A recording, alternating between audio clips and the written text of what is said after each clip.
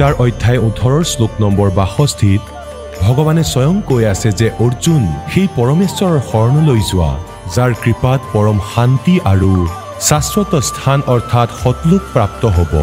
সেই পৰমেশ্বৰ কোন হয়, ক'ত আছে, কেনেকুৱা জানিবৰ কাৰণে নিশ্চয় শুনক জগতগুৰু তত্ত্বদৰ্শী সন্ত ৰামপাল দেৱ মহাৰাজৰ অমৃত বচন।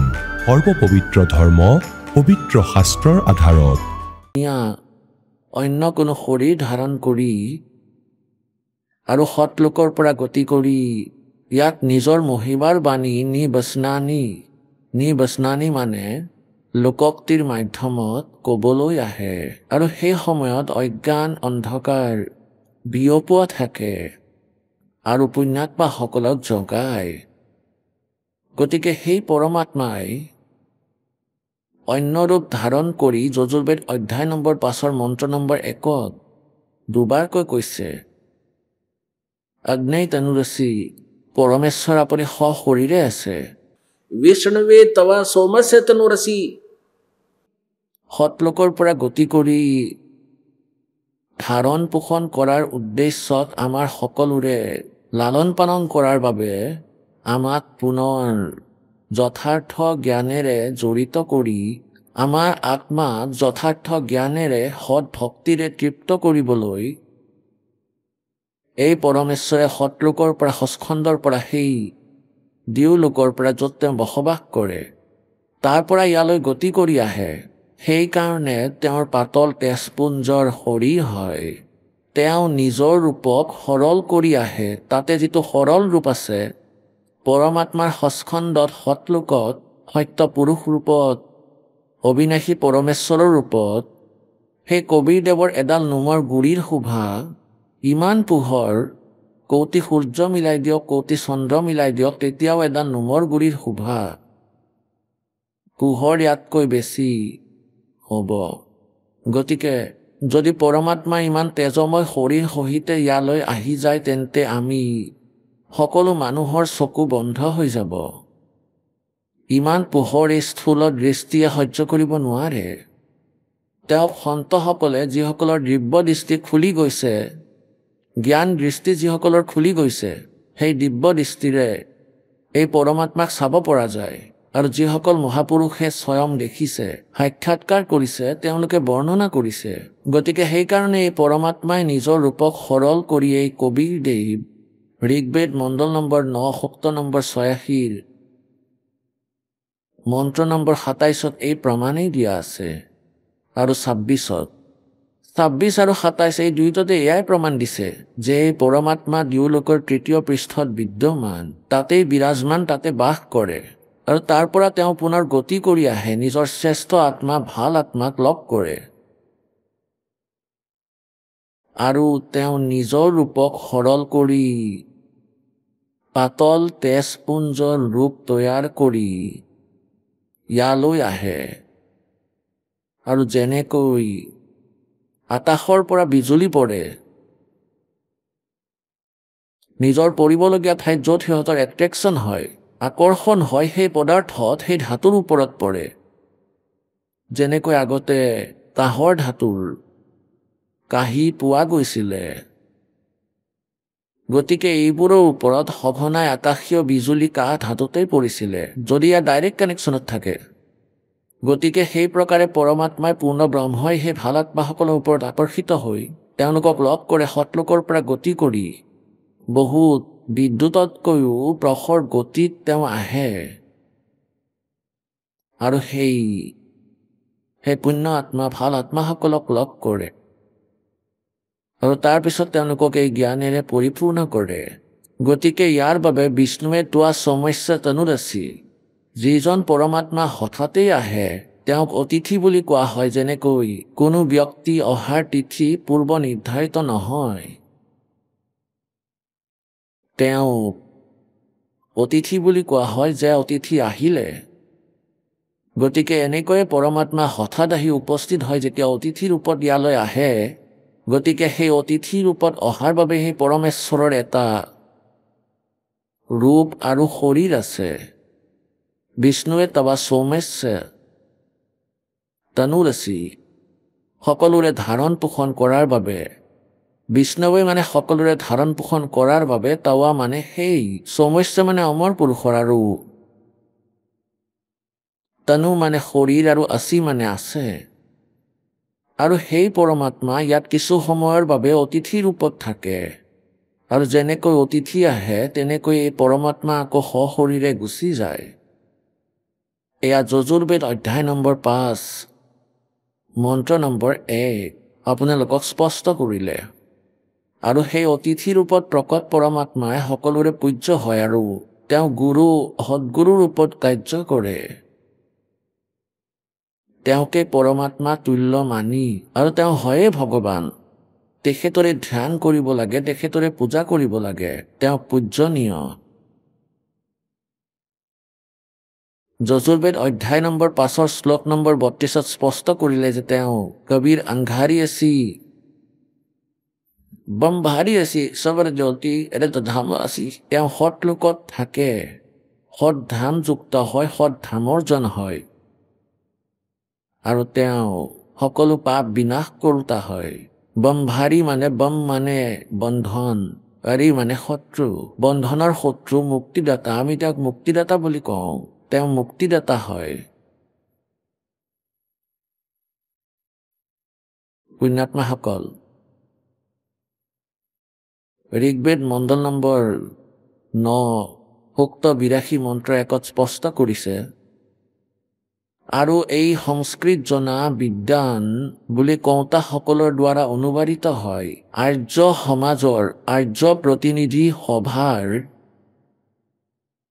দ্বাৰা প্ৰকাশিত বেদ তেওঁলোকৰ দ্বাৰাই অনুবাদ কৰা হৈছে যদি এই দাসে অনুবাদ কৰে তেনেহলে বেদৰ বহুত ভাল ব্যাখ্যা সন্মুখত আহিব সেই সময় আহিব এই মালিকৰ কিন্তু এতিয়া বৰ্তমান যদি এই দাসে অনুবাদ কৰি সমাজক বেদ গ্ৰহণ কৰায় তেন্তে এই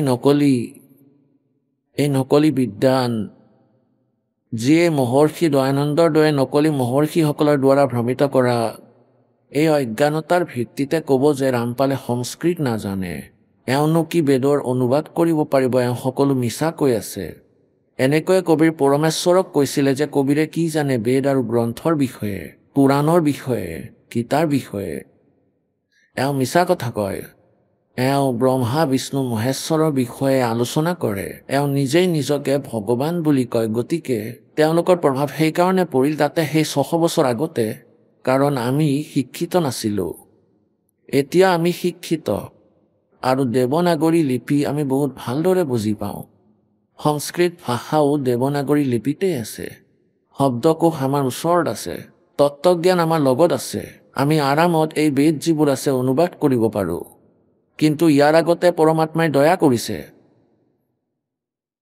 যে তেওঁলোকৰ দ্বাৰাই যথাৰ্থ জ্ঞান অনুবাদ কৰোৱাই দিছে কিছুমান শ্লোকত নহলে এই মালিকে তেওঁলোকৰ বুদ্ধি অফ কৰি দিছে আৰু এই সত্য লিখি গ'ল এয়া নহলে তেওঁলোকে বহুত ভুল কৰি থৈছিলে বেদৰ অনুবাদত য'ত পৰমাত্মাৰ বিষয়ে প্ৰত্যক্ষকে লিখা আছে যে তেওঁ সশৰীৰ মানৱ সদৃশ্য শৰীৰ নাজানো ইয়াৰ কি ভুল কৰি থৈছে তেওঁলোকে কাৰণ অনুবাদকৰ্তাসকলৰ মগজুত দয়ানন্দৰ ছাপ পৰিছিল দয়ানন্দৰ সত্যাৰ্থ প্ৰকাশৰ পৰিছিল যে পৰমাত্মা নিৰাকাৰ আৰু বেদে সাকাৰ বুলি কৈছে তথাপিও তেওঁলোকে ভাতৰ দৰে গাই আছে যে পৰমাত্মা নিৰাকাৰ হয় বেদে নিৰাকাৰ কৈছে বুলি দয়ানন্দই কৈছে মহৰ্ষি দয়ানন্দটো নিৰাকাৰ বুলি ক'ব পাৰে আৰু তুমিও ক'ব পাৰা কাৰণ বিনা প্ৰমাণত যি পাই তাকেই কোৱা যি মুখত আহে তাকেই ক'ব পাৰা কিন্তু বেদে নিৰাকাৰ বুলি কোৱা নাই বেদে পৰমাত্মাক এজন দেশীয় সাকাৰ মনুষ্য সদৃশ বুলি কৈছে ঋগ্বেদ মণ্ডল নম্বৰ 9 সূক্ত নম্বৰ 82 মন্ত্ৰ 1 2 আৰু 3 স্পষ্ট কৰিছে সেই পৰমাত্মা যিজন সকলোৰে উৎপত্তি কৰোতা সৰ্ব উৎপাদক প্ৰভু সৰ্ব উৎপাদক অৰ্থাৎ সকলোৰে সৃষ্টি কৰোতা ৰচয়িতা উৎপন্ন কৰোতা পৰমেশ্বৰ সদ্গুণৰ বৰষুণৰ সৃষ্টি কৰে তেওঁ পাপৰ নাশ কৰে অংঘাৰী হয় তেওঁ কবিৰ অংঘাৰী অংঘ মানে পাপ আৰি মানে শত্ৰু আৰু তেওঁ ৰজাৰ সমান দৰ্শনীয় দেখাৰ যোগ্য সাকাৰ হয় আৰু সেই পৰমাত্মা বিজুলীৰ দৰে গতিৰে অতি গতিশীল পদাৰ্থৰ সমান তাৰ পৰা ইয়ালৈ আহি শ্ৰেষ্ঠ পুৰুষক যিসকল দৃঢ় ভগত তেওঁলোকক লগ পায় আৰু কি উদ্দেশ্যত লগ পায় তেওঁলোকক জ্ঞান প্ৰদান কৰে। ঋগ্বেদ মণ্ডল নম্বৰ 9 আৰু সূক্ত নম্বৰ 96 মন্ত্ৰ 16ৰ পৰা 20-21লৈকে স্পষ্ট কৰিছে যে হে পৰমাত্মা আপোনাৰ সেই গুপ্ত নাম কোনটো, ইয়াৰ জ্ঞান দিয়ক। আপোনাৰ বাস্তৱিক ৰহস্যময় শ্ৰেষ্ঠ নাম কোনটো হয়। ইয়াতে 17 নম্বৰত লিখা আছে যে এই পৰমাত্মা যিজন শিশুৰূপ ধাৰণ কৰি প্ৰকট হয় আৰু ডাঙৰ হৈ আকৌ নিজৰ সচিদানন্দ ঘন বাণী কবিৰ বাণী নিজৰ মুখ কমলেৰে লোকোক্তিৰ কাব্যনা লোকোক্তিৰ মাধ্যমেৰে কবিতাৰ জৰিয়তে কৈছে, যি কাৰণত তেওঁ প্ৰসিদ্ধ। কবিসকলৰ মাজতো এটা উপাধি প্ৰাপ্ত কৰিছে, কিন্তু তেওঁ হ'ল অমৰ পুৰুষ আৰু সেই অমৰ পুৰুষৰ দ্বাৰা কৃত সেই অমৃত বাণী সচিদানন্দ ঘন ব্ৰহ্মৰ বাণী তেওঁৰ অনুগামীসকলৰ বাবে, ভাল আত্মাসকলৰ বাবে ঋষি মনা ঋষিকৃত সবৰসা অৰ্থাৎ বহুত আনন্দদায়ক হয়। তেওঁৰ বহুত মৰমীয়াল যেন লাগে সেই মালিকৰ বাণী সচিদানন্দ ঘন ব্ৰহ্মৰ বাণী। আৰু এই পৰমাত্মা তৃতীয় ধামত বিৰাজমান হয়। তৃতীয়ম ধাম বিৰাজম, তেওঁ তৃতীয় ধামত সতলোকত বিৰাজমান। আৰু এই পৰমাত্মা তাৰ পৰা যেতিয়া আহে এক ধুনীয়া ভাল বস্ত্ৰ পৰিধান কৰি, যেনেকৈ ব্যক্তি এজন আহে মনুষ্যৰ দৰে সুন্দৰ বস্ত্ৰ পৰিধান কৰি, যি আন বস্ত্ৰ অৰ্থাৎ অন্য চোলা অন্য শৰীৰ মানুহৰ দৰে ধাৰণ কৰি প্ৰকট হয়। এতিয়া পুণ্যাত্মাসকল,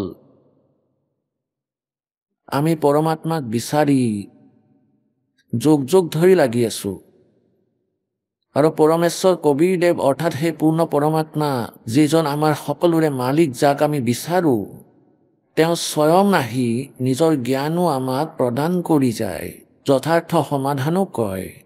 কিন্তু এই কাল ব্ৰহ্মৰ দ্বাৰা ভ্ৰমিত এই অজ্ঞানী ঋষি মহৰ্ষি এওঁলোক সংখ্যাত বহুত, যি কাৰণত আমি সেই পৰমেশ্বৰৰ দ্বাৰা দিয়া হোৱা জ্ঞানক চিনি পোৱা নাই।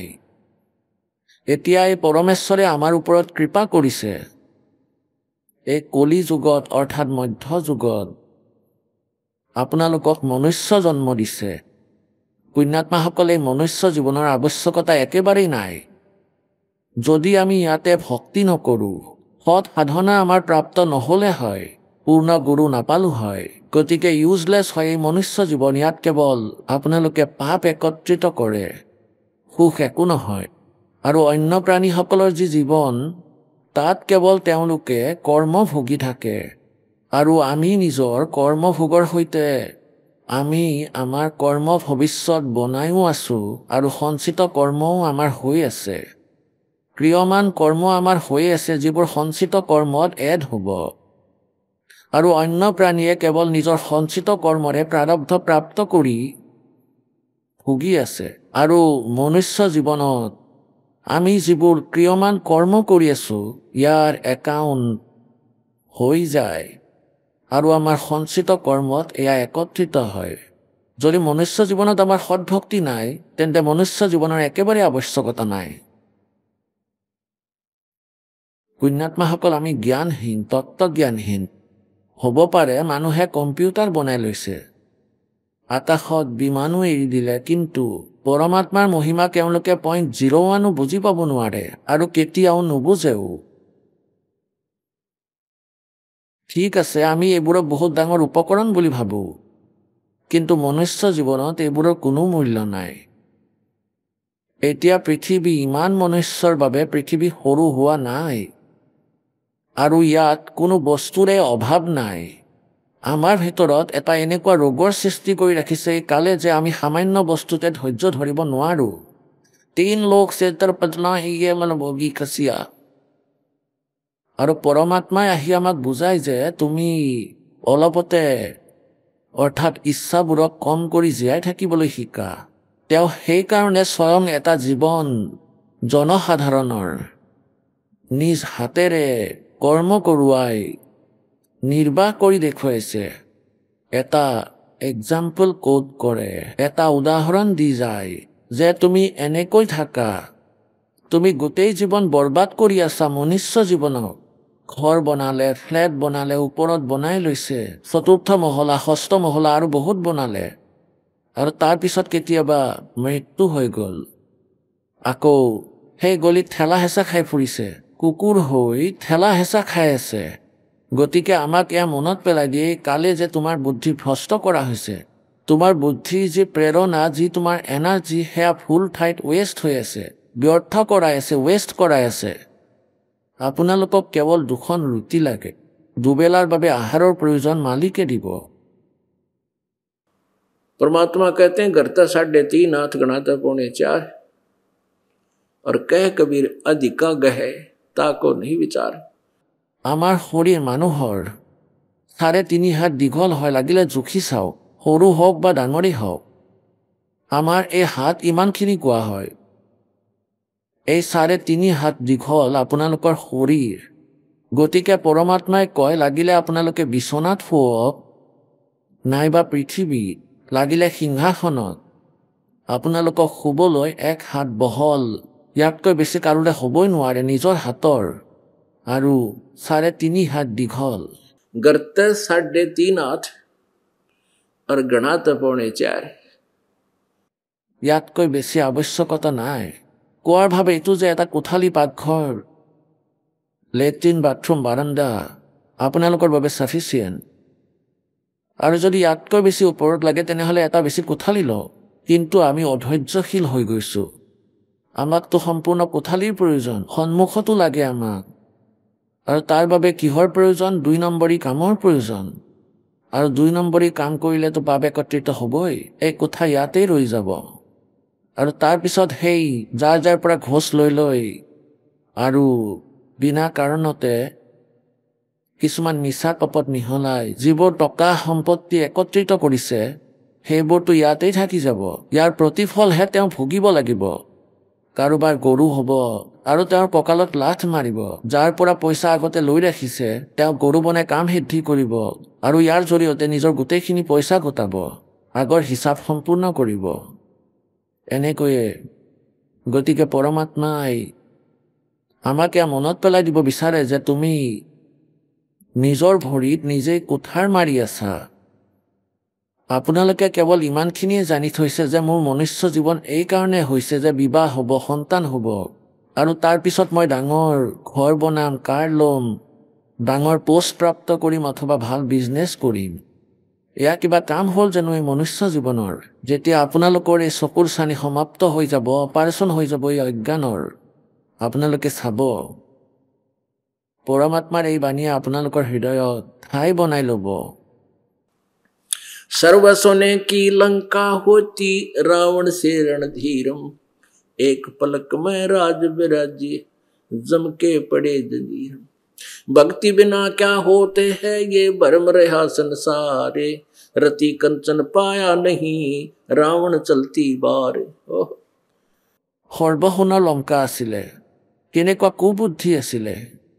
ভক্তি সিদ্ধি প্ৰাপ্ত কৰি, ঋদ্ধি প্ৰাপ্ত কৰি, আৰু সোণৰ লংকা, আমি যেনেকৈ মাটি পুৰি ইটা সাজি সেই ঘৰ বনাওঁ, তেওঁ সোণেৰে ইটা বনাই, সৰু সৰু ইটা আছিলে আগতে, আৰু সেই সোণেৰেই তেওঁ ইটা বনাই মহল সাজি লৈছিলে। তেওঁ ইমান ধনী আছিলে। আৰু আপোনালোকৰ ওচৰত অতি কষ্টেৰে 50-20 গ্ৰাম 20 তোলা সোণ থাকিব আপোনালোকৰ ওচৰত। বহুত ডাঙৰ মহাজন হ'ব লাগিব, তেতিয়া 20-30-40 তোলা সোণ থাকিব। কোৱা হয় তেওঁ 1 ৰতিও লৈ যোৱা নাই, 1 গ্ৰামো লৈ যাব পৰা নাই। তুমি ক'ত লৈ যাব পাৰিবা? আৰু কি কিলা বনাবানো 40 তোলা সোণেৰে? এয়াতো বিনা কাৰণত মূৰৰ বিষ। সোণটো ঘৰত ৰাখিব নালাগে আপোনালোকে। আৰু না ইয়াক পিন্ধিব লাগে, কিনো লাভ আছে? কাণত পিন্ধি, নাকত পিন্ধি 36 গ্ৰামৰ খাৰু বনাই ল'লে। পৰমাত্মা ইমান ধুনীয়া শৰীৰ দিছে, আপোনালোকক ইয়াক আড়ম্বৰ কৰাৰ কোনো প্ৰয়োজন নাই। এয়াৰে ভগৱান দুখী হয়। ভগৱানৰ ভক্তি কৰক, লাগিলে যেনেকুৱাই শৰীৰ নহওক কিয়, কলা বগা যেনেকৈ মালিকে দিছে, আমি ইয়াৰ যোগেদিয়ে পৰমাত্মাক পাব পাৰোঁ।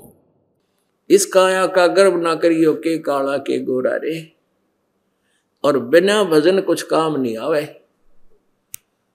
चाहे एतर छिड़को चारों ओरा रे। গতিকে পুণ্যাত্মাসকল, লাহে লাহে, কাৰণ আমি ইমান সামাজিক পৰিৱেশত আমি ইমান গভীৰতালৈ গুচি গৈছোঁ যে তাৰ পৰা উভতি অহাটো আমাৰ বাবে অত্যন্ত কঠিন হৈ পৰিছে। আমি বোকাত ফচি গৈছোঁ। কিন্তু পৰমাত্মাৰ সহায় আপোনালোকৰ এখন ক্ৰেনৰ দৰে কাম কৰিব। এফালে জ্ঞান হ'ব, আনফালে পৰমাত্মাৰ শক্তি লগত থাকিব। আৰু ঠাকুৰ সমাজত ভগ্নী কন্যাক ঘৰৰ বাহিৰলৈ যাবলৈ দিয়া নহৈছিল। তেওঁলোকক পৰ্দা আঁৰত ৰখা হৈছিল। তেওঁলোকৰ চাকৰ আছিল, আৰু যদি নাছিলে তেনেহ'লে স্বয়ং মেল অৰ্থাৎ পুৰুষে দিন মজুৰি কৰিছিল অথবা কৃষি কাৰ্য কৰিছিল। আৰু মহিলাসকলক ঘৰৰ বাহিৰত ওলাব দিয়া নাছিল মহিলাসকলক। আৰু যদি ঘৰৰ পৰা বাহিৰলৈ গৈছিল, ইয়াত নিজৰ অপমান হোৱা বুলি ভাবিছিল, বহুত অপমান হোৱা বুলি গণ্য কৰিছিল। তেতিয়া মীৰাবাইয়ে এই বিষয়টো গম পালে আৰু তেওঁ মন্দিৰলৈ যোৱা আৰম্ভ কৰি দিলে। বহুত বিৰোধিতা হ'ল। মাকে বুজনি দিলে, দেউতাকেও খুব গালি দিলে, কিন্তু নামানিলে। গতিকে সোনকালে বিয়া দি দিলে। বিয়া হোৱাৰ পাছত তেওঁৰ গিৰিয়েক বহুত ভাল মানুহ আছিল। তেখেতে মীৰাবাইক কোনো দুখ দিয়া নাছিল। তেওঁ ৰজা আছিলে, গতিকে তেওঁক কোনেও বাধা দিব নোৱাৰিলে। তেওঁৰ পথ মুকলি কৰি দিলে ভগৱানে। তেওঁ মন্দিৰলৈ যাবলৈ ধৰিলে। গিৰিয়েকে দুই এজন চাকৰ লগত পঠিয়াই দিছিল। কিন্তু কিছুদিন পাছত দুৰ্ভাগ্যবশতঃ তেওঁৰ গিৰিয়েক ঢুকাল। দেৱৰে বহুত নিৰ্যাতন কৰিছিল, ঘৰৰ পৰা ওলোৱা বন্ধ কৰি দিছিল, কিন্তু তেওঁ নৰখিলে, তথাপিও গৈয়ে থাকিল। আৰু সেই সংঘৰ্ষতে পৰমাত্মাক পালে তেওঁ। अब परमात्मा कहते हैं 68 तीर्थ जाइए मेले बढ़ा मिलाप, और पत्थर पानी पूजते हैं कोई साधु संत मिल जाते।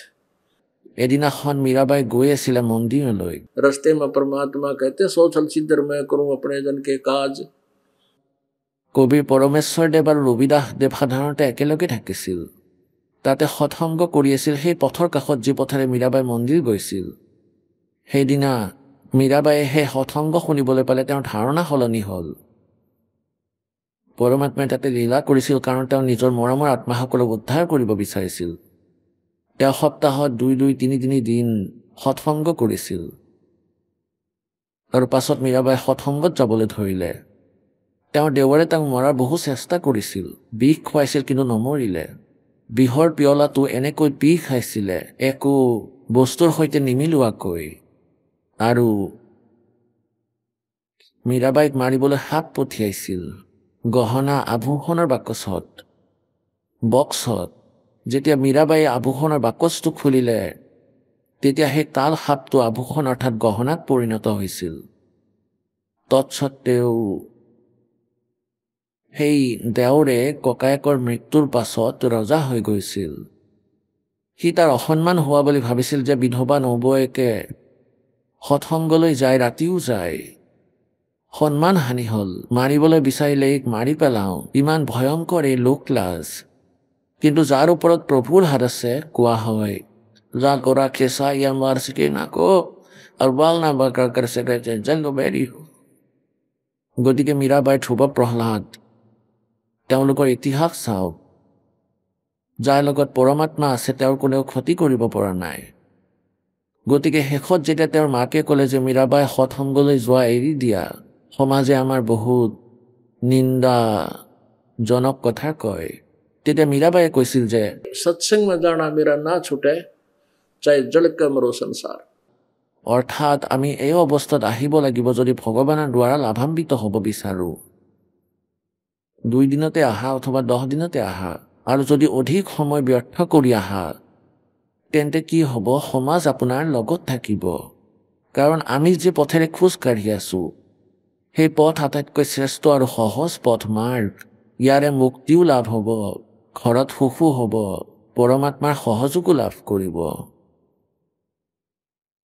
আৰু যেনেকৈ আমি বিয়া পাতোঁ, ড্ৰামাবাজি কৰোঁ, ডিজে বজাওঁ, হাই উৰুমি কৰোঁ, কিমান অলংকাৰ তৈয়াৰ কৰোঁ, পাছত সেইবোৰ চোৰে লৈ যায়, তেতিয়া মূৰ ঢাপৰি কান্দো। গতিকে এইবোৰ কৰিব কিয় লাগে? বিয়া পাতিব লাগে, ল'ৰা ছোৱালী সংস্কাৰ ভগৱানে ইতিমধ্যে ঠিক কৰিয়ে থৈছে। আমাৰ ড্ৰামাবাজিৰে বিয়া নহয়, এইবোৰতো অনৰ্থক কথা।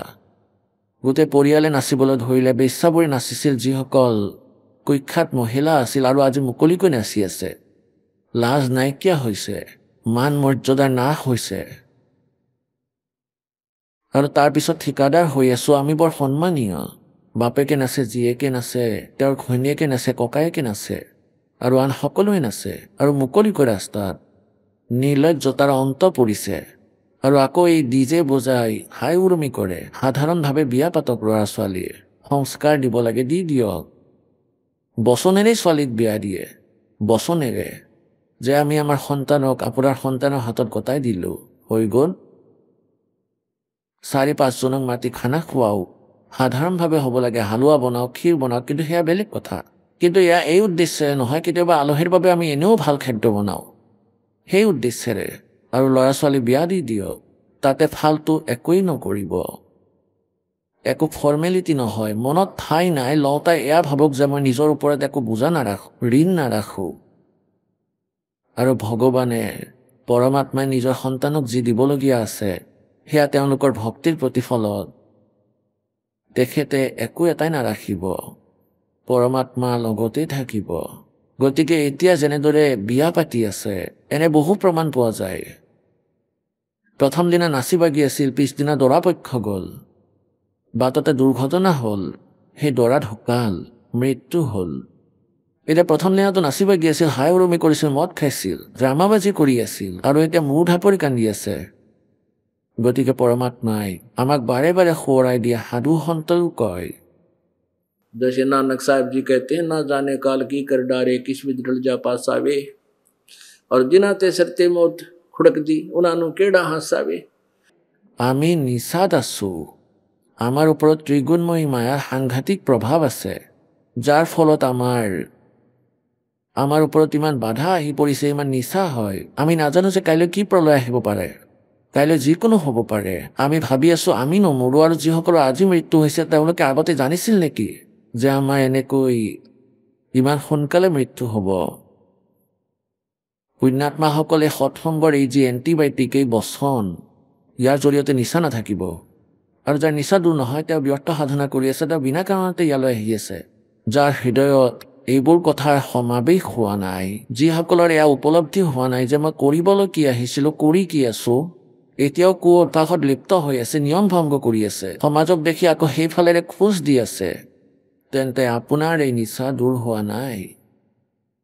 আৰু এয়া দূৰ কৰিবলৈ সেই সৎসংগ শুনোৱা হয়, পৰমাত্মাৰ আদেশৰ সৈতে আপোনালোকক চিনাকি কৰাই দিয়া হয়। ইয়াৰ পালন কৰাটো আপোনালোকৰ বাবে অনিবাৰ্য। গতিকে প্ৰসংগ চলি আছে যে পৰমেশ্বৰ কবিৰ দেৱ ইয়ালৈ আহে, আৰু আহি তেখেতে এটা লীলা কৰে, আৰু তেখেতে আমাক শিকাই, উদাহৰণ দিয়ে যে যদি তোমালোকে ভগৱানক বিচাৰা তেন্তে মোৰ দৰে থাকা। এজন নিৰ্ধন ধানক শিপিনীৰ ভূমিকা কৰিছিল, এনেকৈ বৈছিলে, কাপোৰ বৈছিলে, সূতাখিনি ধনী লোকৰ আছিল, কেৱল কাটি দিছিল। সেই সূতাবোৰক পৰমাত্মাই এটা গাঁত খান্দি, যেনেকৈ শিপিনীসকলে কৰে, এটা ডাঙৰ গাঁত আছিল, তাতে এডাল দুডাল লাঠি পুতি লৈছিল, আৰু সেই সূতাখিনি এনেকৈ মেৰিয়াই লৈছিল, এবাৰ ইফালে গৈ এবাৰ ইফালে আহি গোটেই মেৰিয়াই লৈছিল। আৰু পিছত এডাল সূতা ইয়াৰ ভিতৰেৰে এনেকৈ নলীৰ দ্বাৰা এনেকৈ এবাৰ ওপৰলৈ নিছিল, এবাৰ তললৈ নিছিল, আকৌ ওপৰ তল এনেকৈ লৈ গৈছিল, ইয়াক উলিয়াই দিছিল, আকৌ দ্বিতীয়ডাল সূতাত এনেকৈ নিছিল। আৰু পৰমাত্মাই কৈছিল, ইয়াতকৈ আৰু কঠিন কাম একোৱেই হ'ব নোৱাৰে। কিমান ডাঙৰ, 30-40, 20-30 ফুট, 50 ফুটৰ খান বনোৱা, আৰু সেই সূতাবোৰ এডাল এডালকৈ লগ কৰি সেই থান বনোৱা সম্পন্ন হয়, আৰু পাছত সেই থানৰ পৰা ৰছী ওলোৱা, আৰু সেয়া সম্পূৰ্ণ হয়, আৰু সেই থানৰ চিলোৱা সম্পন্ন হয়। সেই কাপোৰ যি চিলাইছিল, কাপোৰ ইয়াৰ কেৱল মজদুৰিহে মালিকে লাভ কৰিছিল, 1 অনা 2 অনা, আৰু ইয়াৰেই তেখেতে জীৱন নিৰ্বাহ কৰি দেখুৱাইছিল। কিন্তু ভগৱানে পাহৰা নাছিল তেখেতে লীলা কৰিছিল, নিজৰ কামো কৰি আছিল আৰু কৈছে মই স্মৰণো কৰি আছো, মই কামো কৰি আছো, নিজৰ দৈনন্দিন কাৰ্যও কৰি আছো আৰু স্মৰণো কৰি আছো। नाम उठत नाम बैठत नाम सोवत जागवे नाम खाते नाम पीते नाम सेती लागवे। পৰমাত্মাই উদাহৰণ দি যায় যে কাম কৰি কৰি, যেনেকৈ যজুৰ্বেদ শ্লোক নম্বৰ 15 কৈছে, শ্লোক নম্বৰ 15 কৈছে যে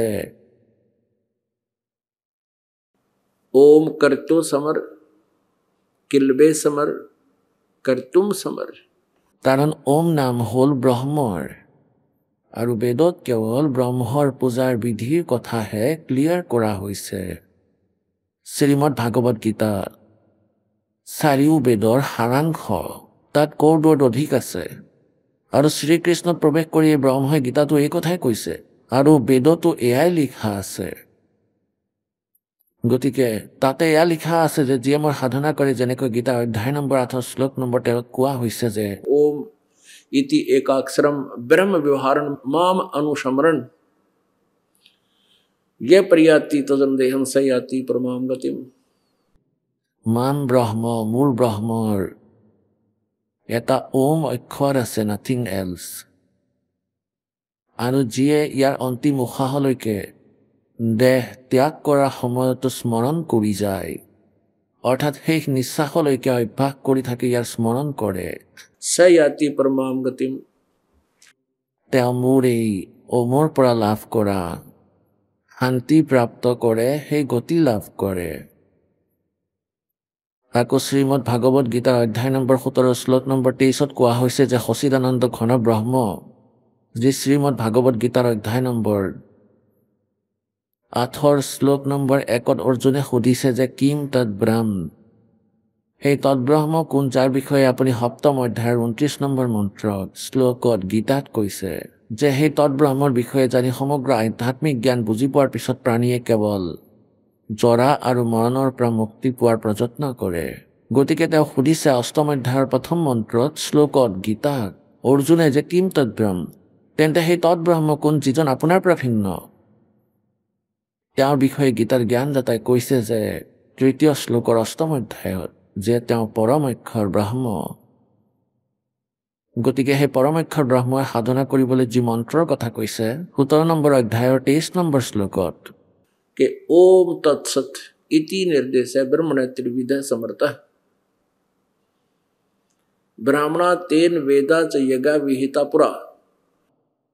ইয়াৰ অৰ্থ কি যে ওম তৎসত এয়া সচিদানন্দ ঘন ব্ৰহ্মৰ এটা ওম, তৎসত এই 3 অক্ষৰৰ মন্ত্ৰ, এয়া নিৰ্দেশ, চূড়ান্ত সিদ্ধান্ত, নাথিং এলছ, আন কোনো মন্ত্ৰ নাই। আপোনালোকে যি ওম নম শিৱায়, ওম ভাগৱতে নম শিৱায়, ওম ভাগৱতে নম, এই যিবোৰ আপোনালোকে স্মৰণ কৰে, হৰে কৃষ্ণ ৰাধে শ্যাম, সীতা সীতা সীতা ৰাম, ৰাধে শ্যাম ৰাধে ৰাধে শ্যাম মিলাদে, এইবোৰ কোনো মন্ত্ৰ নহয়। আপোনালোকে বিষ্ণু স্তুতি কৰে, এয়া মনে সজা ঋষিমুনিয়ে বনোৱা মন্ত্ৰ, এইবোৰ ভগৱানৰ মন্ত্ৰ নহয়, গড গিভেন নহয়। এই মন্ত্ৰ গড গিভেন ওম, এয়া ব্ৰহ্মৰ, আৰু তৎসত এয়া গুপ্ত, এয়া কেৱল দাসে ক'ব পাৰিব।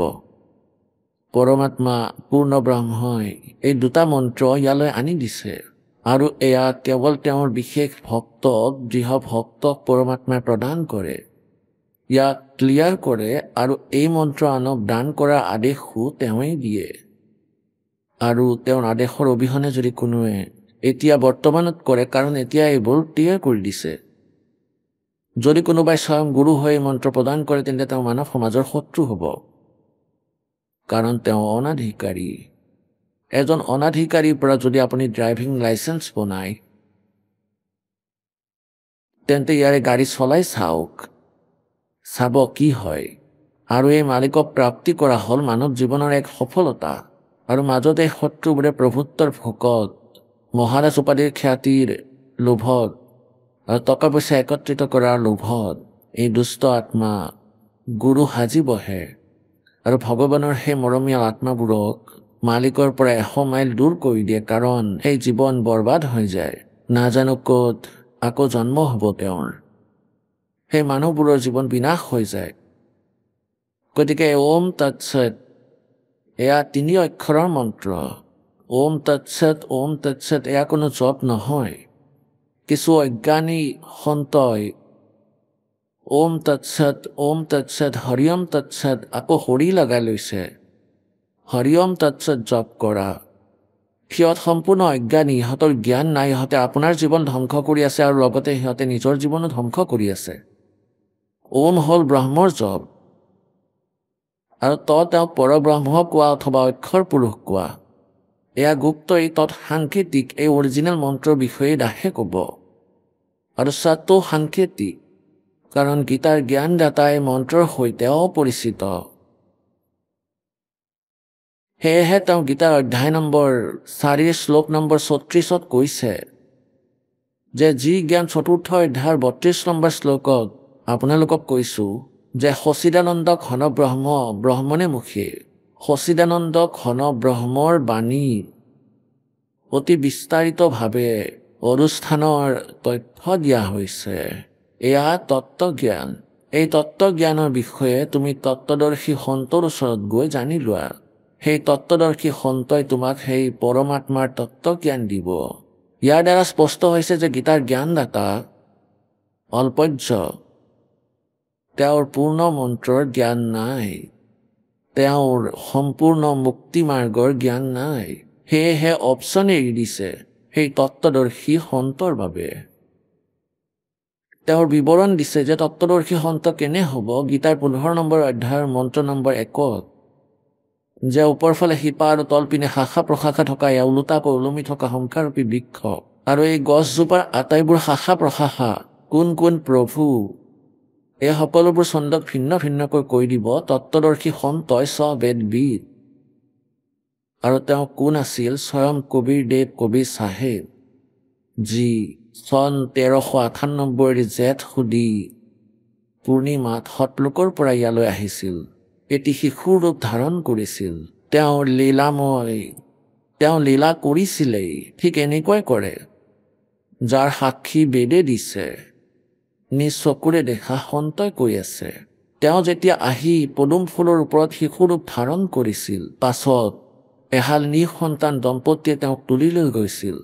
সেই শিপিনী দম্পতীৰ ঘৰত মালিকে তেওঁৰ প্ৰতিপালনৰ লীলা ডাঙৰ হ'ল, আৰু পাছত শিপিনীৰ কাম কৰিবলৈ ধৰিলে। তেওঁ এই উদ্দেশ্যৰে আহিছিল যে মোতকৈ দুখীয়া কোনো হ'বই নোৱাৰে, নিৰ্ধন, আৰু ময়ো পৰমাত্মাক পাম।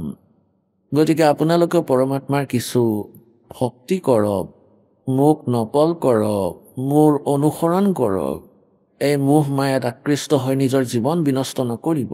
আৰু পাছত পৰমাত্মাই ভ্ৰম নিবাৰণ কৰি দিছে যে যদি তোমালোকে মই কোৱা মাৰ্গত চলা, আৰু লগতে দান ধৰ্মও কৰি থাকিব লাগে, যিমানে দুখীয়া নোহোৱা কিয় দান বৰঙণিত পিছ পৰি নাথাকিবা, ধৰ্ম ভক্তি এৰি নিদিবা, কম নকৰিব, তেন্তে তোমাৰ কেতিয়াবা কোনো প্ৰকাৰৰ যদি আৱশ্যকতা হয়, परमात्मा কৈছে इतनी डिमांड करना मेरे से साईं इतना दीजिए जिसमें कुटुंब समावे, हम भी भूखे ना रहे अतिथि ना भूखा जाए। গতিকে কবিৰ পৰমেশ্বৰে শিপিনী জীৱিকা কৰিছিল, লগতে তেখেতে যথাৰ্থ জ্ঞান প্ৰচাৰ কৰিছিল, যাৰ ফলত এই হোৱা ঋষি মহৰ্ষিবোৰে যিসকলে মহৰ্ষি ছাল মেৰিয়াই ৰাখিছিল, গাধৰ ওপৰত সিংহৰ ছাল পিন্ধি আছিল, পৰমাত্মাই সিহঁতৰ সেই ছাল খুলি সকলোকে দেখুৱাইছিল যে ইহঁত সিংহ নহয়, কাৰণ এওঁলোকৰ বাণীৰে গাধ আৰু সিংহৰ মাতেৰে গম পোৱা যায়। গতিকে এনেকৈ ঋষি আৰু অঋষিৰ, সন্ত আৰু অসন্তৰ, বিদ্বান আৰু অবিদ্বানৰ তেওঁলোকৰ অনুভৱৰ বাণীৰেই গম পোৱা যায়। গতিকে সেয়া মাতেৰেই গম পোৱা যায় এয়া গাধ নে সিংহ, সন্ত নে অসন্ত। গতিকে পৰমাত্মাই এই সিংহৰ বাণী, অমৃত বাণী 600 বছৰ আগতেই কৈছিল, যি আজিও সকলো সদগ্ৰন্থতে প্ৰমাণিত আছে। আৰু সেই ভুৱা সিংহ, নকলি ঋষি মহৰ্ষি সন্ত মণ্ডলেশ্বৰ সকলোৱে পৰমাত্মাৰ বিৰোধিতা কৰিছিল যে এওঁ মিছা কথা কৈছে, এওঁ অশিক্ষিত, এওঁ সংস্কৃত ভাষা নাজানে, কবিৰ মিছলীয়া, এওঁৰ কথা বিশ্বাস নকৰিবা আৰু লগতে পৰমাত্মাক হত্যা কৰিব বিচাৰিছিল, অতি বেয়া কাম কৰিছিল। নাজানো কিমান পৰমাত্মাক মাৰিবলৈ কৌশল অৱলম্বন কৰিছিল, কিন্তু সমৰ্থবানৰ সিহঁতে কোনো খেতি কৰিব নোৱাৰিলে। শেষত সিহঁতে পৰিকল্পনা কৰিলে যে এওঁক ইয়াৰ পৰা খেদি পঠিয়াওঁ, এওঁৰ এনেকুৱা অপমান কৰোঁ। দেশ দেশান্তৰৰ সকলো ঋষি মণ্ডলেশ্বৰ ভুৱাসকলক চিঠি পঠিয়াই দিলে যে শিপিনী কবিৰে বাৰাণসী নিবাসী তাহিৰ 3 দিনৰ ধৰ্মভোজ দিব, আৰু এই ভুৱা ঋষি মহৰ্ষি যিসকল আছে সিহঁতে 20-20, 30-30, 100জন শিষ্যক ৰাখে নিজ নিজ আশ্ৰমত, য'ত মহাজনসকলে ধৰ্মভোজ দিছিল আৰু তেওঁলোকক নিমন্ত্ৰণ জনাইছিল। তাত তেওঁলোক আটাইকেইজন একেলগে গৈছিল, সকলো শিষ্যক লগত লৈ গৈছিল, আৰু তাত পূজাত তেওঁলোকে লাভ কৰিছিল এটা মুদ্ৰা, ৰূপৰ কিছু বস্ত্ৰ দিয়া হৈছিল। সেইবোৰ তেওঁলোকৰ প্ৰধান সন্তজনে লৈ গৈছিল, যেনেকৈ এজনৰ 50জনকৈ শিষ্য আৰু 50জনে খাবলৈ গ'ল।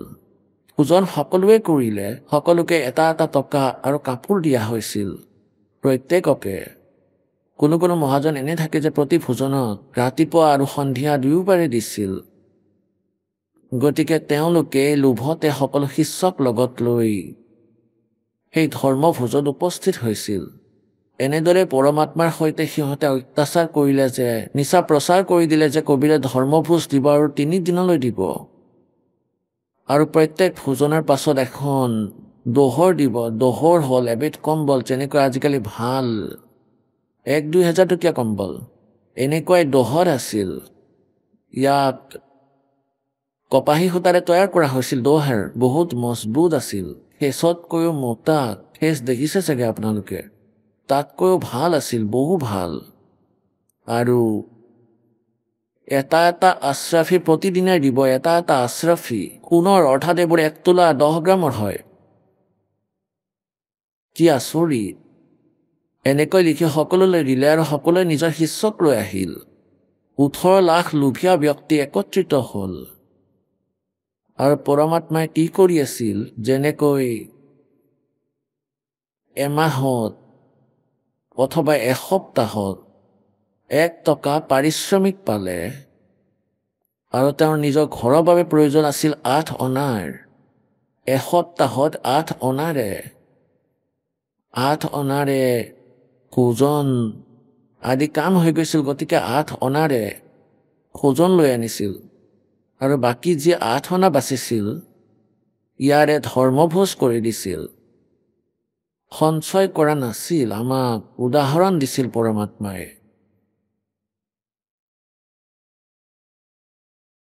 এতিয়া যাৰ ঘৰৰ ৰাতিপুৱা এটা কোনোমতে যোগাৰ হয় কষ্টৰে, আৰু সেই ঘৰত যদি একেবাৰতে 18 লাখ মানুহ আহি যায়, আৰু 3 দিনৰ চিঠি লৈ যে 3 দিনৰ বাবে আমি আপোনাৰ অতিথি হৈ আহিছোঁ, আপুনি মাতি আনিছে।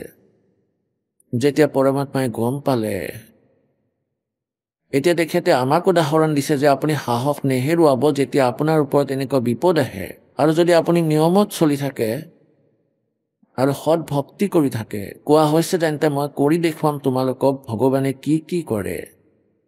গতিকে পৰমেশ্বৰে এটা ৰূপতেই তেওঁৰ কোঠালিত বহি থাকিল, তেওঁৰ জুপুৰিত, আৰু ৰবিদাস দেৱ তাতে উপস্থিত আছিল।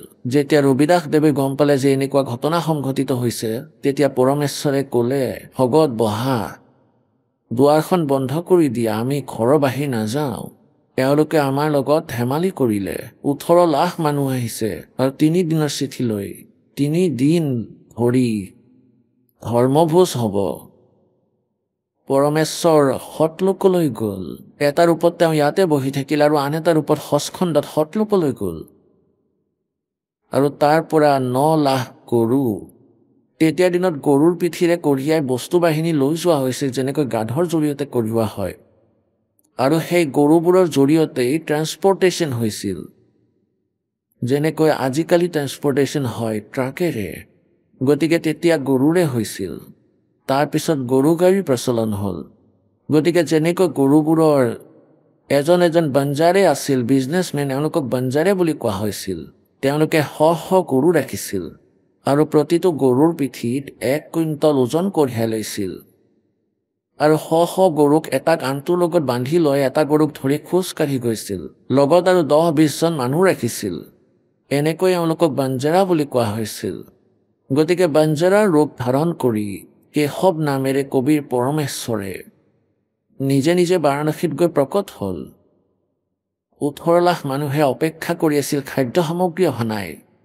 নিজে নিজে ৰভা তৈয়াৰ হ'ল। শ শ হাজাৰ হাজাৰ সেৱাদাৰ আত্মা আহিল সতলোকৰ পৰা আৰু 9 লাখ গৰুৰ পিঠিৰে 18 লাখ ব্যক্তিৰ খাদ্য সামগ্ৰী কঢ়িয়াই আনিছিল 3 দিনৰ বাবে। ৰভা তৈয়াৰ কৰিলে, ভগৱানে জয় জয়কাৰ কৰি দিলে 3 দিনলৈকে। এবাৰত 18 লাখ মানুহে ভোজন কৰিলে, প্ৰত্যেকক এটা এটা আশ্ৰাফী আৰু প্ৰতিবাৰত এখনকৈ দোহাৰ। সেই কেশৱ নামৰ মহাজনৰ ৰূপ ধৰি পৰমাত্মাই আহি সকলোকে দি আছিল। বাঞ্জাৰাসকলক যিসকলক শত্ৰুকৰ পৰা আনি ডিউটিত লগাইছিল যে তেওঁলোকক এটা এটা আশ্ৰাফী দি দিয়ক আৰু প্ৰত্যেককে এখন এখন দোহৰ দিয়ক। আৰু 3 দিন ধৰি আনন্দৰ সোঁত বোৱাইছিল। গতিকে পৰমাত্মাই কৈছে, कल्पे कारण कौन है? তুমিতো সৰু সুৰা কোনো, যেনেকৈ আপুনি সংকল্প কৰিলে যে মোৰ এই কামটো হৈ যাওক, আৰু যদি নহয় তেন্তে আপুনি বিচলিত হৈ পৰে। কি লাভ হ'ল, মই পাঠো কৰিলোঁ, বন্তিও জ্বলাই দিলোঁ, এনেধৰণৰ অভিযোগ দিবলৈ আৰম্ভ কৰে। এয়া ভক্তি মাৰ্গ নহয়। परमात्मा कहते हैं कल्पे कारण कौन है कर सेवा निकाम।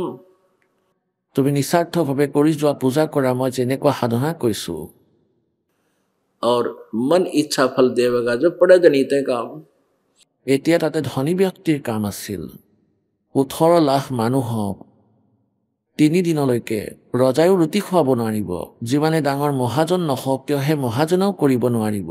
আৰু সেই আহাৰ যিবোৰ সতলোকৰ পৰা আহিছে। গতিকে পুণ্যাত্মাসকল, কবিৰ পৰমেশ্বৰ তেওঁ পূৰ্ণ পৰমাত্মা। তেওঁৰ সাধনা কৰিলে, ভক্তি কৰিলে আমাৰ এইবোৰ লাভ হ'ব আৰু তেওঁ স্বয়ং এই লীলা কৰিবলৈ আহে।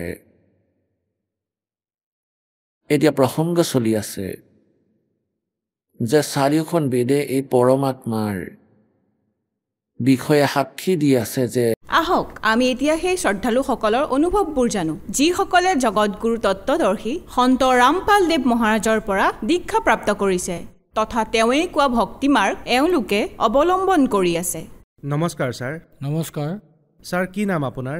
মোৰ নাম বংকু দাস হয় ছাৰ। বংকু দাস, আপুনি ক'ৰ পৰা আহিছে? মই ৰুড়কীৰ হয়, জিলা হৰিদ্বাৰ, উত্তৰাখণ্ডৰ। ছাৰ, সন্ত ৰামপালদেৱ মহাৰাজৰ পৰা আপুনি নাম দীক্ষা কেতিয়া ল'লে? 28 মাৰ্চ 2018 লৈছোঁ ছাৰ। সন্ত ৰামপালদেৱ মহাৰাজৰ পৰা নাম দীক্ষা লোৱাৰ আগত আপুনি কিবা ভক্তি সাধনা কৰিছিল নে? হয় ছাৰ, সন্ত ৰামপালদেৱ মহাৰাজৰ পৰা নাম দীক্ষা লোৱাৰ আগতে মই 16 বছৰ চাৱন কৃপা ৰোৱানী মিছনৰ ৰবীন্দ্ৰদেৱ মহাৰাজৰ পৰা নাম দীক্ষা লৈছিলোঁ আৰু তাৰপাছত 4 বছৰ দামাখেৰাত আছিলোঁ।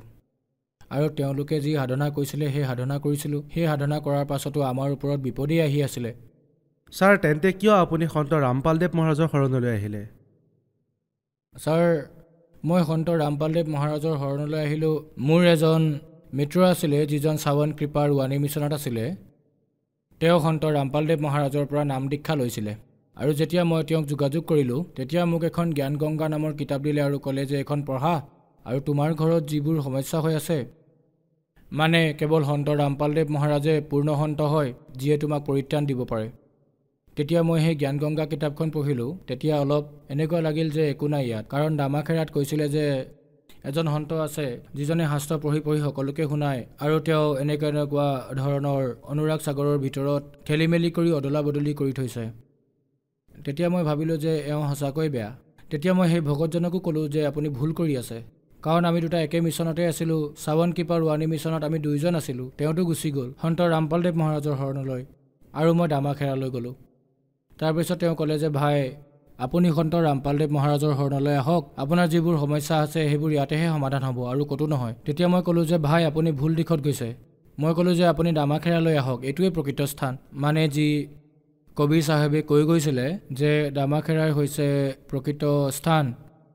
তেতিয়া ক'লে যে কোনো কথা নাই বাৰু। তাৰপিছত মোৰ পত্নীৰ সমস্যা হ'ল, তাৰপিছত আমাৰ সমস্যা হ'ব ধৰিলে। তাৰপিছত আমি ভাবিলোঁ যে ভাই এবাৰ চাই লওঁ। তাৰপিছত মই মোৰ পত্নীক নাম দীক্ষা দিয়াৰ বাবে লৈ আহিলোঁ নামদান কেন্দ্ৰ ৰুড়কীত, তাৰপিছত মই ভাবিলোঁ যে ভাই যিবোৰ নিয়ম পৰমাত্মাই যি নিয়ম লিখি থৈছে আৰু সন্ত ৰামপালদেৱ মহাৰাজৰ যি নিয়ম মৰ্যাদা আছে সেইবোৰ মই শুনিলোঁ। তেতিয়া মোৰ ভাল লাগিল যে ভাই গুৰুদেৱে যিবোৰ নিয়ম মৰ্যাদাৰ কথা কৈ আছে সন্ত ৰামপালদেৱ মহাৰাজে এইটোতো সকলোৱে কৰিব লাগে, গতিকে মোৰ সেয়া ভাল লাগিল। তাৰপিছত সন্ত ৰামপালদেৱ মহাৰাজৰ পৰা নাম দীক্ষা ল'লোঁ মই। ছাৰ তেন্তে কি সন্ত ৰামপালদেৱ মহাৰাজৰ পৰা নাম দীক্ষা লোৱাৰ পিছত আপুনি কিবা লাভ পালেনে? হয়, মই সন্ত ৰামপালদেৱ মহাৰাজৰ ওচৰত নাম দীক্ষা লোৱাৰ পিছত বহুত লাভ পালোঁ ছাৰ। মোৰ এলাৰ্জি আছিলে গোটেই শৰীৰত, মোৰ শৰীৰত ঘাঁহ হৈ গৈছিলে, মোৰ তেজত ইনফেকশ্যন হৈ গৈছিলে, চকুতো এলাৰ্জি হৈ গৈছিলে, মোৰ মানে বহুত ডাঙৰ ডাঙৰ ঘাঁহ হৈ গৈছিলে। মই হৰিদ্বাৰত এজন ডক্টৰ আছে, তেওঁৰ তাতো চিকিৎসা কৰালোঁ, ৰুৰকীতো চিকিৎসা কৰালোঁ, এমছতো কৰাইছিলোঁ। মোৰ লগত ৰিপৰ্টবোৰ আছিল, কিন্তু মই আজি আনিব পাহৰিলোঁ। মই বহুত চিন্তাত পৰি গৈছিলোঁ। 5 বছৰৰ পৰা মোৰ এলাৰ্জি হৈ আছিলে, মই ক'তো আৰাম পোৱা নাছিলোঁ। মই ৰান্ধনিৰ কাম কৰোঁ, মই যেতিয়া চৌকাৰ ওচৰত বহু অশান্তি পাইছিলোঁ আৰু মই ৰাতি হ'লে মানে বিচনাত ঠাণ্ডাৰ দিনত বিচনাত শুবই পৰা নাছিলোঁ, কাৰণ মই বহুত কষ্ট পাইছিলোঁ। গতিকে সন্ত ৰামপালদেৱ মহাৰাজৰ শৰণলৈ যেতিয়াই আহিলোঁ মই সেই এলাৰ্জি বেমাৰৰ পৰাও পৰিত্ৰাণ পালোঁ আৰু মই এতিয়া সুস্থ। আৰু মোৰ মাইগ্ৰেইনৰ বিষ আছিলে ছাৰ, সেয়া সৰুৰ পৰাই আছিল, বহুত বিষ কৰিছিলে। মই মানে ঔষধ খাইহে কামলৈ যাব পাৰিছিলোঁ, ঔষধ নহ'লে কামেই কৰিব নোৱাৰোঁ।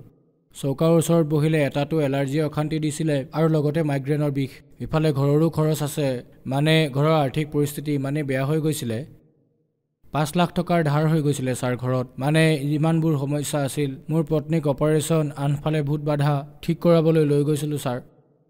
কিছুমানে আহি বাচন বেচি দিছিলে, কিছুমানে আহি কিবা বেচি দিছিলে, মানে আমি ইমান ধাৰত পোত গৈছিলোঁ এইবোৰৰ কাৰণে ছাৰ। 5 লাখ টকাৰ ধাৰ হৈ গৈছিলে আৰু এইফালে বেমাৰৰ চিন্তা। যেতিয়া সন্ত ৰামপালদেৱ মহাৰাজৰ শৰণলৈ আহিলোঁ, এটাতো মোৰ যি বেমাৰ হৈছিলে সেয়া ঠিক হ'ল, একেবাৰে ঠিক হ'ল, আৰু মোৰ ওজনো বহুত বাঢ়ি গৈছিলে। মোৰ 80-90 কিলো হৈ গৈছিলে ছাৰ, মোৰ গোটেই শৰীৰ ফুলি গৈছিলে। মোৰ লগৰবোৰেও এইটো কৈছিলে যে বংকু তুমি চিকিৎসা কৰাই লোৱা, তোমাৰ ওজন বহুত বেছি বাঢ়ি গৈছে, তোমাৰ কিবা নহয় কিবা সমস্যা হৈ আছে, পিছলৈ সমস্যা হ'ব। গতিকে ছাৰ মই এইমছত নিজৰ চিকিৎসা কৰালোঁ, তাতো একো পৰিত্ৰাণ নাপালোঁ। 5 বছৰ মই চিন্তাত আছিলোঁ। তাৰপিছত সন্ত ৰামপালদেৱ মহাৰাজৰ পৰা নাম দীক্ষা লোৱাৰ পাছত মই পৰিত্ৰাণ পালোঁ আৰু মই এতিয়া একেবাৰে সুস্থ ছাৰ। সন্ত ৰামপালদেৱ মহাৰাজৰ পৰা নাম দীক্ষা লোৱাৰ পাছত এতিয়া মোৰ একো সমস্যা নাই ছাৰ। আৰু এজন মোৰ ল'ৰা আছে, সি স্কুললৈ গৈছিলে, তাৰ পৰা ফোন আহিলে যে আপোনাৰ ল'ৰাটো কিবা এটা সমস্যা হৈছে। যেতিয়া মই ল'ৰাটোক ঘৰলৈ আনিলোঁ তেতিয়া দেখিলোঁ যে সি যেতিয়া বাথৰুমলৈ গ'ল, পেচাব কৰিবলৈ যেতিয়া বাথৰুমলৈ গ'ল, তেতিয়া তাৰ পেচাব কৰা বাটটোৰে বহুত তেজ ওলাবলৈ ধৰিছিলে। আৰু ইমান সমস্যা আমি সন্ত ৰামপালদেৱ মহাৰাজৰ পৰা নাম দীক্ষা লৈছিলোঁ বাৰু। তেতিয়া প্ৰথম অৱস্থাৰ কথা, তেতিয়া ইমান জ্ঞান নাছিলে।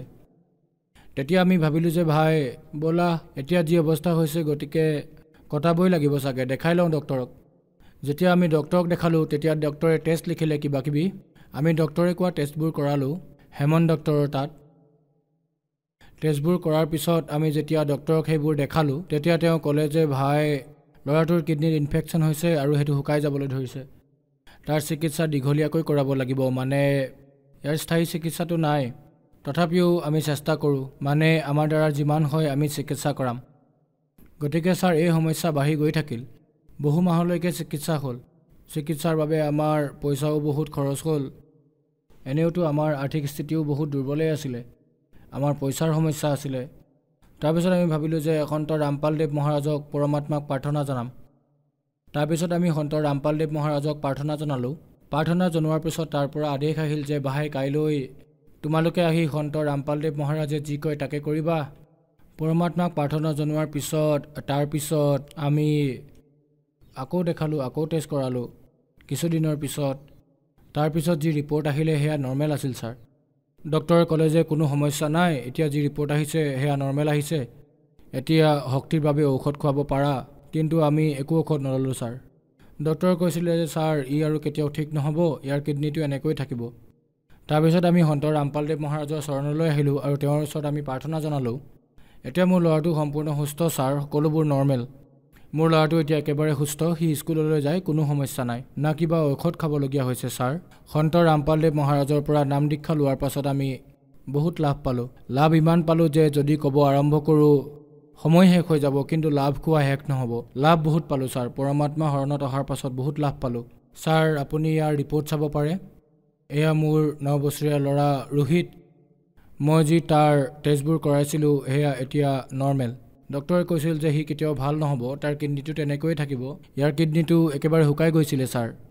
এতিয়া মোৰ ল'ৰাটো একেবাৰে সুস্থ, স্কুল যায়, খেলা ধূলা কৰে, ভালদৰে খায়, একেবাৰে সুস্থ। না কিবা ঔষধ খায়, না কিবা সমস্যা হৈছে তাৰ, একেবাৰে সুস্থ সি। সন্ত ৰামপালদেৱ মহাৰাজে আমাক ইমান লাভ দিলে, মোৰ ল'ৰাটোৰ এতিয়া একেবাৰে সমস্যা নাই ছাৰ, না কিবা ঔষধ খাব লগা হৈছে। এয়া আপোনালোকে দেখিবলৈ পাইছে, এয়া চাওক মোৰ ল'ৰাটোৰ টেষ্ট হয়, য'ত আল্ট্ৰাচাউণ্ড কৰাইছিলে ডক্টৰে। ৰুৰকীত চাৰণ ডক্টৰৰ ওচৰত চিকিৎসা কৰাইছিলোঁ তাৰ। সৰু ল'ৰা ছোৱালীৰ ভাল ডক্টৰ হয় ছাৰ। মই কেটাৰিঙৰ কাম কৰোঁ, ৰান্ধনিৰ কাম। এবাৰ মই কেটাৰিং এটা পাইছিলোঁ 1.5 লাখ টকাৰ। 1,10,000 দিয়াৰ পিছত তেওঁলোকে বহুমাহ ধৰি পইচা দিয়া নাছিলে, পইচা নাই বুলি কৈ আছিলে। ছোৱালীজনীৰ দেউতাকে যিয়ে মোক কেটাৰিংটো দিছিলে, সেই ছোৱালীজনীও তাইৰ বিয়াৰ যি ব্যৱস্থা তাই নিজে কৰিছিলে।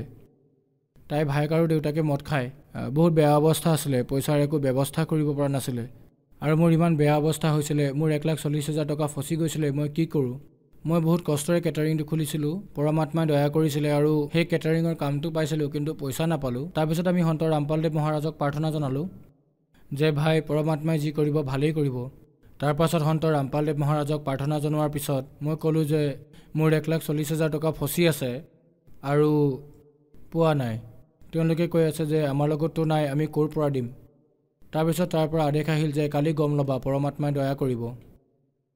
গতিকে ভগতদেৱ গধূলি সময়ত তেওঁলোকৰ ফোন আহিল যে দাদা আপোনাৰ যি 1,40,000 টকা আছিলে সেইটো আপুনি গধূলি আহি লৈ যাব অফিচৰ পৰা, যিয়ে মোক কেটাৰিঙৰ কামটো দিছিল।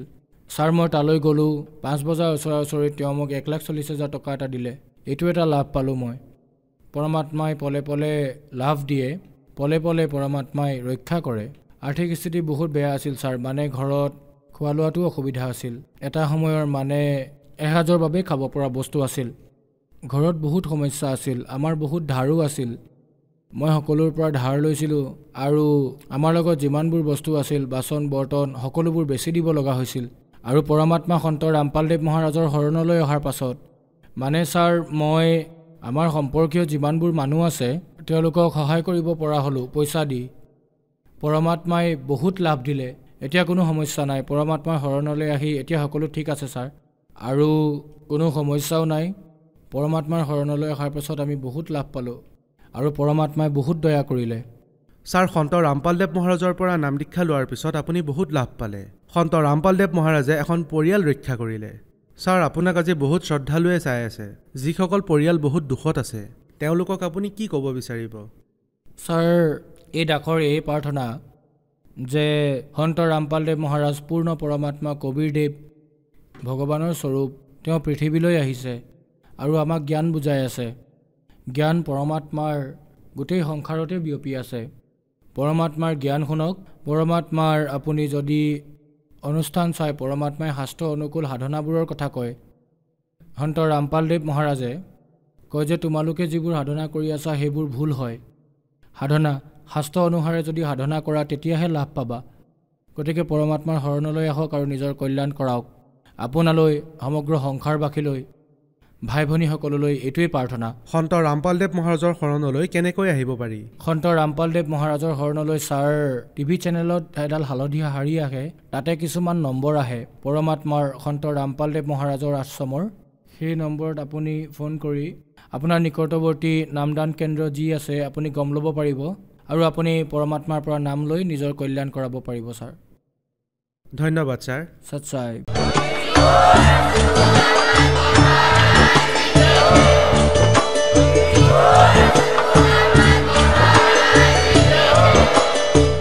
আপুনি শুনি আছিলে জগতগুৰু তত্ত্বদৰ্শী সন্ত ৰামপালদেৱ মহাৰাজৰ মংগল প্ৰবচন।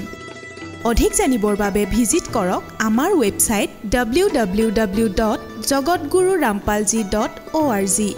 সন্ত ৰামপালদেৱ মহাৰাজৰ শুভ আশীৰ্বাদত সমগ্ৰ বিশ্বতে 500তকৈও অধিক নাম দীক্ষা কেন্দ্ৰ আছে, য'ত সন্ত ৰামপালদেৱ মহাৰাজৰ দ্বাৰা বিনামূলীয়া নাম দীক্ষা দি থকা হৈছে। আপোনাৰ নিকটৱৰ্তী নাম দীক্ষা কেন্দ্ৰৰ ঠিকনা জানিবলৈ সম্পৰ্ক কৰক 8222880541।